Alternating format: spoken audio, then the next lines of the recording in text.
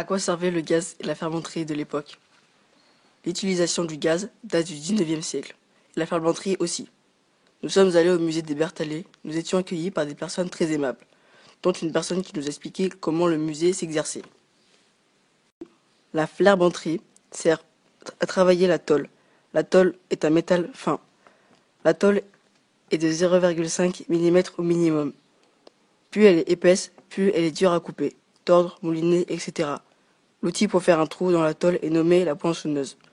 La tôle est dure au départ et reste dure même quand on la chauffe. La forge sert souvent à faire chauffer la tôle, métal et fer.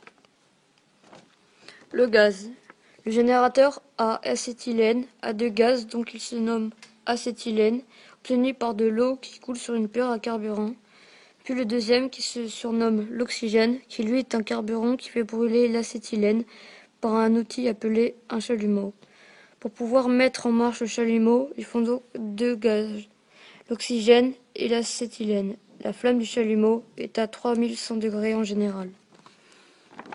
La chaudronnerie et la ferblanterie. La formation. Les anciens ont transmis leur savoir du métier aux nouveaux employés. Ce métier est considéré plutôt pour les hommes que les femmes. La chaudronnerie est dure à travailler, pour cause de la chaleur de la tôle épaisse. C'est un métier fait pour les hommes forts. Les outils sont souvent lourds, il y a plusieurs styles de cisailles. Des petites, grandes, fines, épaisses. Il y a encore quelques employés qui travaillent dans ce métier, mais pas dans notre environnement. Notre point de vue. Le musée des Berthallet est un très bon musée où l'on apprend beaucoup sur le métier de l'époque.